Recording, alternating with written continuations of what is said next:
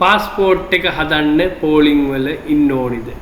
Appointment නැතුව යන්න බැයි. Passport එක හදන්න මොනවද ඕන ඩොකියුමන්ට්? ආදී ගොඩක් ගැටලු වලට පිළිතුර අද ලංකාවේ දිනපොතෙන් කතා කරනවා. වීඩියෝ එකට යන්න කලින් පුංචි ඉල්ලීමක් කරනවා. වීඩියෝ එක නරඹලා ඔබට අවශ්‍ය තොරතුරු ටික වීඩියෝ එකෙන් ලැබුණා නම් පුංචි කමෙන්ටුවක් යදන්න. ඒ වගේම ලංකාවේ දිනපොත සබ්ස්ක්‍රයිබ් කරලා නැත්නම් සබ්ස්ක්‍රයිබ් කරන්න කියන දේත් ඉල්ලන ගමන් අපි ආරම්භ කරමු මෙලෙස වීඩියෝ එක. ඇත්තටම ඔබ පාස්පෝර්ට් එකක් හදන්න බලාපොරොත්තු වෙනවා නම් මේ දිනවල තමයි හොඳම දවස. ගොඩක් දිනෙක කියනවා අපිට දවස් ගණන් පෝලිං වල ඉන්න උනා කියලා.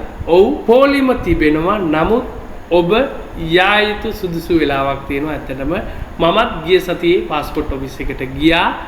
එහිදී මම කලින් පාස්පෝර්ට් එක හදපු මිත්‍රයෙක්ගෙන් ඇහුවා පාස්පෝර්ට් ඔෆිස් එකට කොහොමද යන්න හොඳ වෙලාව කියලා.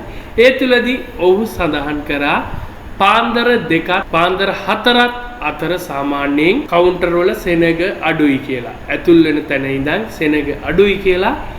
මොකද පෙර දිනේ පැමිණි අය තේරුණට පාස්පෝර්ට් ඇප්ලිකේෂන් බාර දීලා තමන්ගේ පාස්පෝර්ට් එක ලැබෙනකන් ඉන්නේ. ඒ වගේම අලුත් දිනේට එන්න බලාපොරොත්තු වෙන අය සාමාන්‍යයෙන් පාන්දර 4ට 5ට තමයි පොලිමට එකතු වෙන්නේ. එවැනි තත්ත්වයක් තුල වඩාත්ම හොඳ පාන්දර 2ක් 4ක් අතර කාල තුල ඒ දේ ඔබට පැහැදිලි කරේ මම මේ වීඩියෝ ආරම්භයේ සඳහන් කරා වගේ පෝලින් නැතුව පාස්පෝර්ට් එක හදාගන්නේ කොහොමද කියන දෙයට ඒ දේ වැඩිපුර කතා කරන්න කලින් අපි මුලින්ම බලමු පාස්පෝර්ට් එකක් හදද්දී මොකක්ද කරන්න ඕන පිළිවෙල කියන දේ මේ 2025 වර්ෂය තුල. පළමුවෙන්ම ඔබ ආගමන විගමන දෙපාර්තමේන්තුවේ වෙබ් අඩවියට ගිහිල්ලා ඔයාලට පුළුවන් මේ දකින්න K35A කියන ෆෝම් එක. මේ ෆෝම් එක තමයි ඔයාලට පාස්පෝර්ට් එකක් හදන්න හෝ තියෙන පාස්පෝර්ට් එක අලුත් කරන්න අවශ්‍ය වන ලියකියවිල්ල. ඒ තුලදී එයට අවශ්‍ය වන අනෙකුත් දේවල් මොනවද? K35A ෆෝම් එක එය සම්පූර්ණයෙන් පුරව ගන්න ඕනේ. ඊට පස්සේ ඔයාගේ ඔරිජිනල් බර්ත් සර්ටිෆිකේට් එක ඕනේ. එසෙත් නැතිනම් ඔයාගේ උපැන්න සහතිකයේ මුල් පිටපත මාස 6ක් ඇතුළත ලබාගත් එකක් වෙන්න ඕනේ.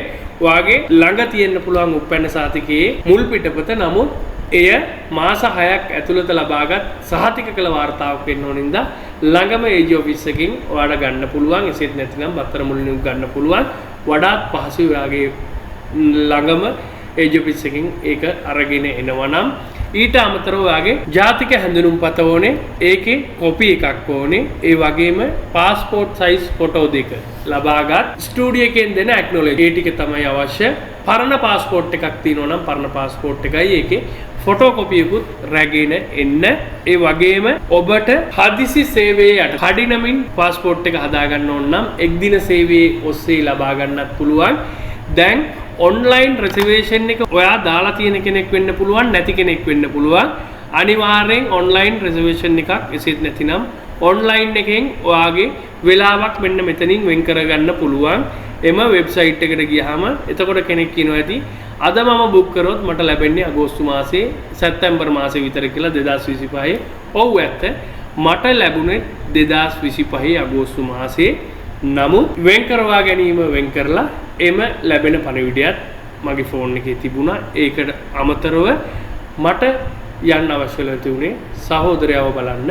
එබැවින් ලබන අවුරුදු නිවාඩුවට සහෝදරයා විසින් මට ලියුමක් එවලා තිබුණා ආගමන විගමන පාලකවරයාට යොමු කරමින්. ඔයාලට පුළුවන් පාස්පෝර්ට් ඔෆිස් එකේ ආගමන විගමන පාලකතුමාට ඔබට කඩිනමින් පාස්පෝර්ට් එකක් අවශ්‍යයි කියලා තහවුරු කරන්න ලියවිල්ලා. ඒ හින්දා තමයි ඔබ විදේශගත වෙනවා නම් ඔබ ඥාතියෙක් බලන්න යනවා නම් ඒ ඥාතියට කියන්න පුළුවන් ලියුමක් එවන්න කියලා. නැත්නම් විදේශගත වෙන්න ටුවර් එක සංචාරයකට යනවා නම් ඒ ගුවන් ටිකට්පත් හෝ බලාපොරොත්තු වෙන රටේ විස්තර හෝ යම්කිසි තහවුරු කළ හැකි ලියුමක් සමග ඉදිරිපත් කරන්නයි තියෙන්නේ. ඔබට පුළුවන් මම මේ සඳහන් කර K35 ඇප්ලිකේෂන් එක පුරවලා ඊට අදාළ අනෙකුත් ලියකියවිලි උපැන්නේ ඩෙන්ටිටි එක පරණ පාස්පෝර්ට් එකක් තියෙනවා පරණ පාස්පෝර්ට් එක සියල්ලත් සමග මම පෙර සඳහන් කර ලියුම.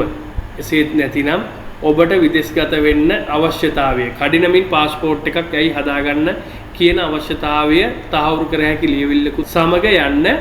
ඇතැම් විට එය බලන්නෙත් නෑ. නමුත් ඔබ සතුව එය තියාගෙන යන්න.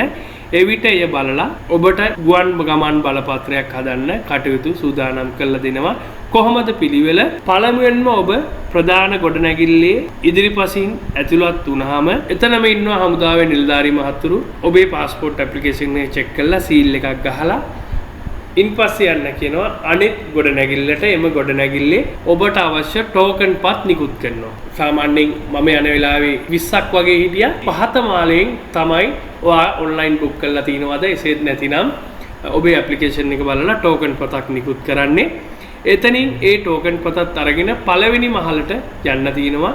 පළවෙනි මහලේදී තමයි කරන්නේ අපි ලබා දෙන අයදුම්පත සහ අපේ පෙන්න සහතිකයේ ඩෙන්ටිටි ඒ වගේම ස්ටුඩියෝ එකෙන් ලබාගත් ෆොටෝ ලබාගත් ඒ ඇක්නොලෙජ්මන්ට් එක ආදි ලෙස ලියකියවිලි ටික පිළිවෙලට තියලා ස්ටේප්ලර් කරලා අපිට එතන වාඩි වෙලා ඉන්න කියනවා.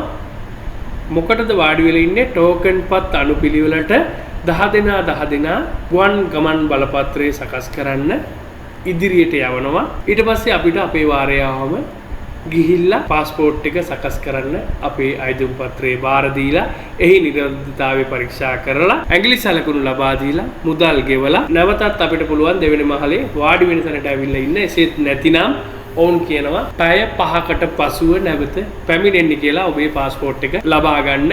එහිදී ඇත්තටම අපි ඇප්ලිකේෂන් එක බාර දුන්නාට පස්සේ පැය 4ක් 5ක් යනකොට අපේ ජංගම දුරකථනයට මැසේජ් එකක් එනවා ඔබේ પાස්පෝර්ට් එක ලබා ගන්න සූදානම් ඇවිල්ලා ලබා ගන්න කියලා. එහිදී ඔබට පුළුවන් ගිහිල්ලා ගුවන් ගමන් බලපත්‍ර ඉෂුව කරන කවුන්ටරෙන් ඔබේ પાස්පෝර්ට් එක ලබා ගන්න.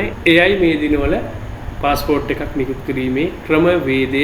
උදේන් ගිහිල්ලා ඇප්ලිකේෂන් එක බාර දීලා ආවා. ඊට පස්සේ හවස රැකියාව අවසන් වෙලා යන ගමන් පාස්පෝර්ට් එකත් ලබාගෙන ගියා. ඇත්තටම දුර ඉඳන් එන කෙනෙක්ට පාස්පෝර්ට් එකම ලබා ගන්න එන කෙනෙක්ට නම් උදේම ඇවිල්ලා දීලා ඉතින් පැය 4ක් 5ක් Tamanට වාඩි වෙලා ඉන්න ඕනේ. ඉතින් වාඩි වෙලා ඉඳලා ගුවන් ගමන් බලපත්‍රය රැගෙන යාමේ හැකියාව තියෙනවා. ඉතින් එක් දිනක් තුළ පාස්පෝර්ට් එක ගන්න පුළුවන්. පැය 24ම ක්‍රියාත්මක වෙන සේවයක්. ඉතින් ඒ වෙනුවෙන් ආගමන විගමන පාලකතුමා ඇතුළු ඒ නිලධාරී මණ්ඩලයට අනිවාර්යෙන් ස්තුතිවන්ත වෙනවා.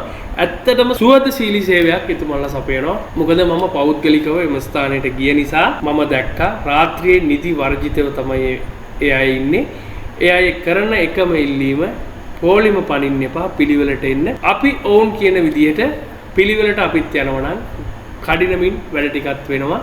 ඒ දේ දැනවත් කරමින් නොදන්න කෙනෙක්ට මේ වීඩියෝ එක ෂෙයා කරන්න. පාස්පෝර්ට් එක හදිසි කෙනෙක්ට අනිවාර්යෙන් පාස්පෝර්ට් එක හදාගන්න පුළුවන් මේ දිනවල. හරිම පහසුයි.